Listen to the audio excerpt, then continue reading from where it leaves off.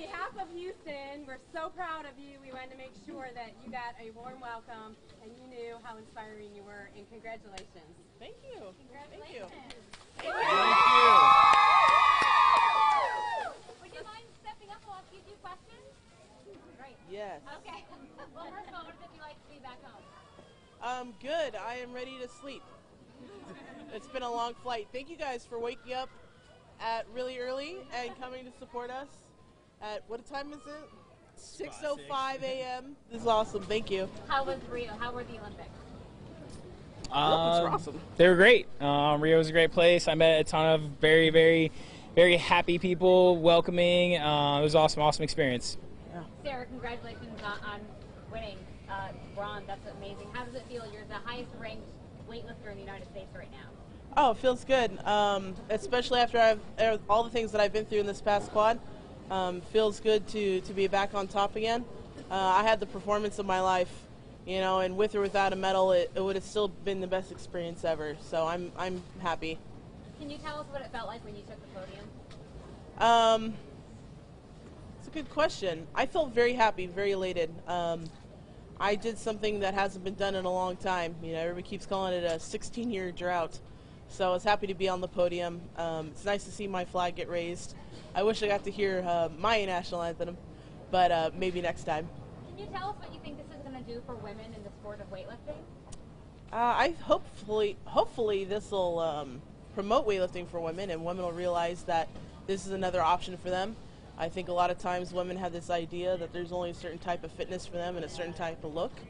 Well, I think that weightlifting is a sport for pretty much anyone, and we'll definitely welcome more women into the sport, that's for sure. What's the first thing you're going to do? Is there anything special that you can only get in Houston or that you couldn't get in Rio that you're going to do today? Well, I did make a list of all the food that I wanted to eat, but the first thing I want to do is just hit the sack, and just rest. It's been a busy, stressful few weeks. Like you're at the games and you have 100% focus on your task, and when it's over, it finally feels good to just be able to relax. So, yeah. Chris, is there any moment in particular that stands out to you from the past few weeks? I mean, all of it. It's a big blur right now, but definitely walking out, marching out in prelims for the first competition, when you realize after everything, after podium training, after all the media, you realize, like, I'm actually here. We're about to compete at the Olympic Games. Hey, Chris, how did it feel to represent your country for the first time in the Olympics? There's no greater feeling. I'll say it over and over again. It's an absolute honor every time that you get to put the USA on your chest and go compete and represent for this great country. I take a ton of pride in that, so there's nothing better. How does it feel to see your high school here? It's awesome. Creek coming through, baby! Anything you want to do right now? Food? A hot shower and my bed, but definitely hitting Whataburger as soon as possible. So what's next for both of you? We have the Kellogg's Post-Olympic Tour of Gymnastics. Rehearsals start in Colorado September 5th, so I'm going to go do that. It's 2.5 months, 36 cities, so it's going to be a blast. You going to start training for Tokyo? We'll see. Take it one day at a time. Definitely want to stick around for another year of World Championships, but I don't know if I'll make it a whole another quad. Sarah, how about you?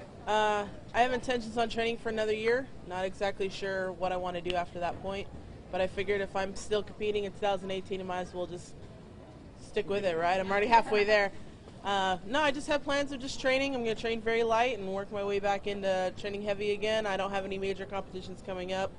So just enjoy my time training and maybe do some other different things, and that's pretty much it. Nothing too exciting.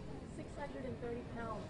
How does that feel like? What does it feel like? Well, I didn't lift it all at once, thank goodness. Yeah, it was combined for a total.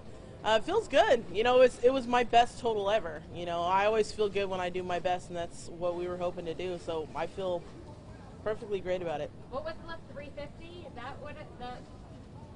Sure. We do it in kilos, so it was 160 kilos, which I think is about 350, 353. It's around there. Oh, there we go. My human calculator over there. Is that the most you've ever lifted before? Yes. I did it one time in training, but missed the jerk behind like 3 years ago. So it was kind of cool going into the competition and doing lifts that I hadn't really actually ever attempted. So actually hitting that in the competition means a lot.